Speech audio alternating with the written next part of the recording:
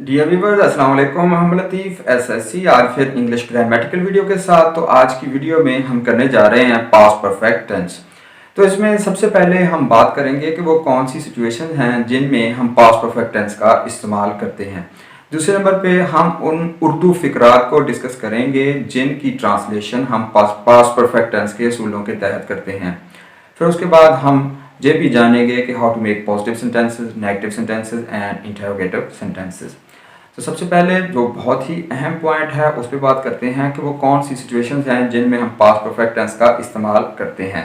सबसे पहले बात करूंगा टाइमलाइन की। तो टाइमलाइन में हम सबसे पहले 0 पॉइंट के ऊपर प्रेजेंट को रखेंगे, क्योंकि जो कुछ अब हैपन हो रहा है, वाक़ई हो रहा है, तो उसका तल्लुक प्रेजेंट के साथ है। तो प्रेजेंट यानी 0 पॉइंट के राइट वर्ड जब हम जाते हैं तो सब कुछ फ्यूचर के साथ रिलेट है। तो 0 पॉइंट यानी प्रेजेंट से अगर हम लेफ्ट की तरफ जाते हैं तो हर पॉइंट का तल्लुक जो है वो पास्ट के साथ है, हर लम्हे का तल्लुक पास्ट के साथ है। तो जब हम 0 पॉइंट यानी प्रेजेंट से लेफ्ट की तरफ चलते हैं तो पहले नंबर पे आप पास्ट सिंपल या पास्ट इंडेफिनिट को लिख लें और उसके बाद जाके कहीं पास्ट परफेक्ट टेंस आएगा। यानी कह लें कि पास्ट इंडेफिनिट से दूर, ज़्यादा दूर जो है वो पास्ट परफेक्ट होगा। तो इसका मतलब ज़्यादा दूरी वाले पास्ट को हम पास्ट परफेक्ट में ट्रांसलेट करते हैं। तो और कौन सी सिचुएशंस हैं जिनमें हम पास्ट परफेक्ट टेंस का इस्तेमाल करते हैं? तो उसमें दूसरे नंबर पे है टू नरेट स्टोरीज़। तो जितनी भी स्टोरीज़ होती हैं उनको हम पास्ट टेंस में बयान करते हैं, क्योंकि उनका तल्लुक माजी के साथ होता है। तो जिस तरह किड्स स्टोरीज़ हम सुनते रहते हैं कि the prince had disappeared before the unicorn came. तो यूनिकॉर्न आपको पता है एक सींग वाला एक फर्जी घोड़ा। तो यूं ही उसके मतलब है कि वो उड़ सकता है। तो यूं ही यूनिकॉर्न वहाँ पे आया तो उसके आने से पहले शहजादा गायब हो चुका था। दूसरे नंबर पे हम बात करते हैं रिपोर्टेड स्पीच की। तो रिपोर्टेड स्पीच में हम उस वक्त पास्ट परफेक्ट टेंस का इस्तेमाल करते हैं जब रिपोर्टिंग वर्ब या रिपोर्टिंग स्पीच, क्योंकि जो डायरेक्ट फिक्रा होता है उसके दो हिस्से होते हैं। तो जो पहला हिस्सा होता है उसको हम रिपोर्टिंग वर्ब या रिपोर्टिंग स्पीच कहते हैं। अगर वो किसी पास्ट टेंस के साथ रिलेट करता हो और आगे कॉमास के अंदर, जिसको आप रिपोर्टेड स्पीच कहते हैं, उसका तल्लुक पास्ट इंडेफिनिट के साथ हो और वो यूनिवर्सल ट्रुथ के साथ तल्लुक ना रखता हो, तो जब हम उसको ट्रांसफॉर्म करते हैं, तब्दील करते हैं, तो वो पास्ट परफेक्ट में लेके जाते हैं। मसलन हम एक एग्जांपल ले लेते हैं कि he said to me, comma inverted commas शुरू, you did not perform your duty well.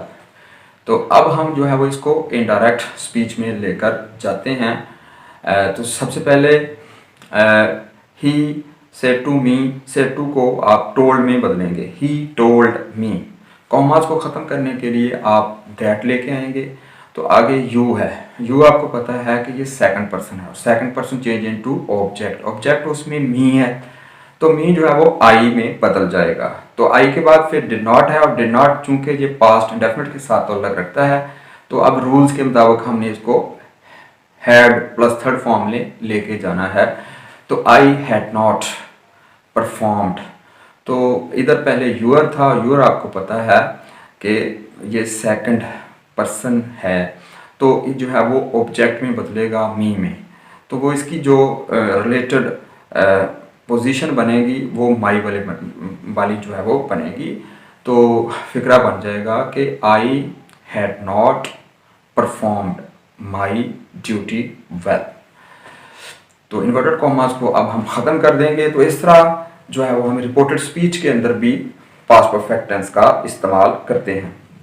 फिर उसके बाद तीसरे नंबर पे हम कंडीशनल सेंटेंसेस में भी पास्ट परफेक्ट का टेंस इस्तेमाल करते हैं। मसलन थर्ड कंडीशनल जो होता है उसके फ़िक्रे कुछ यूँ होते हैं कि अगर वो मेहनत करता तो पास हो जाता।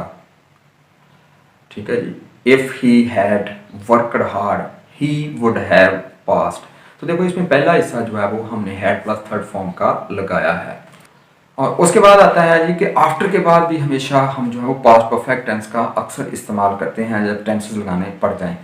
मसलन after he had gone to school he went to home. तो इसी तरह की सेंस में अगर बिफोर लगा हुआ है तो बिफोर के बाद हम पास्ट परफेक्ट नहीं लगाते, बिफोर के बाद हम पास्ट इंडेफिनिट टेंस का इस्तेमाल करते हैं। मसलन before he went to home he had gone to school. तो इसी तरह जो है वो इन कंडीशंस में हम पास्ट परफेक्ट टेंस का इस्तेमाल करते हैं।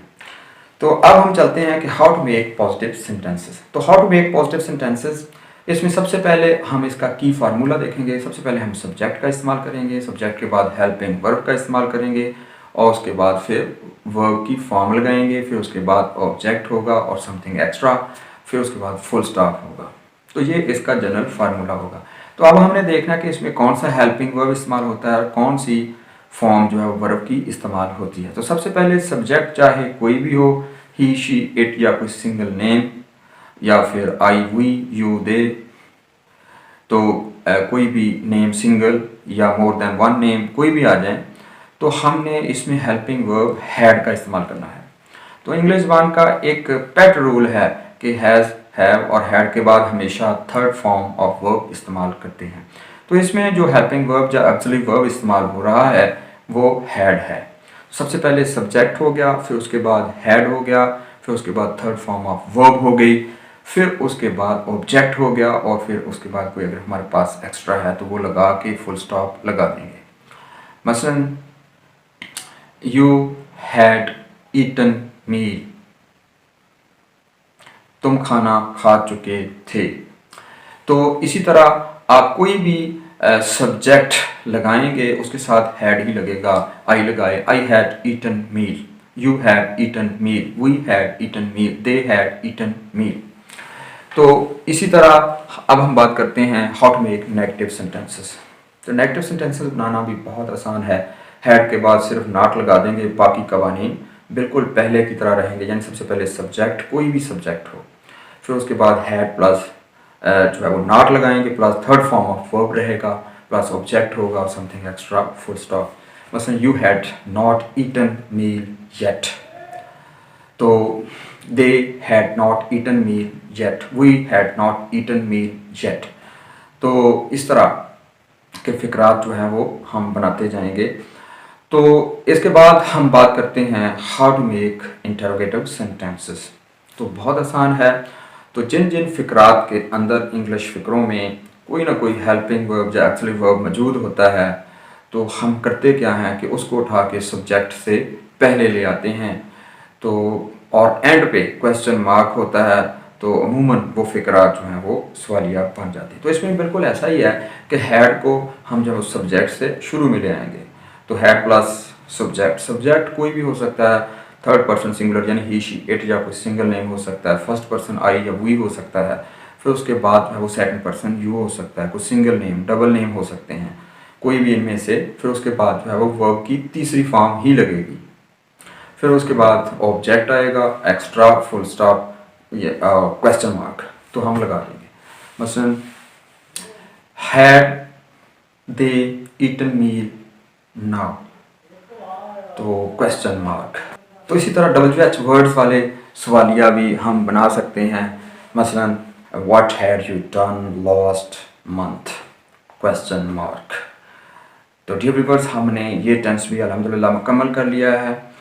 तो हमारी तमाम नेक्स्ट वीडियो हासिल करने के लिए हमारे चैनल को सब्सक्राइब ज़रूर कर लें और बेल आइकन पे ज़रूर क्लिक कर लें ताकि आने वाली तमाम वीडियोस आपको मिलती रहें। अपना बहुत सारा ख्याल रखिएगा। मिलेंगे नेक्स्ट वीडियो में। वस्सलाम।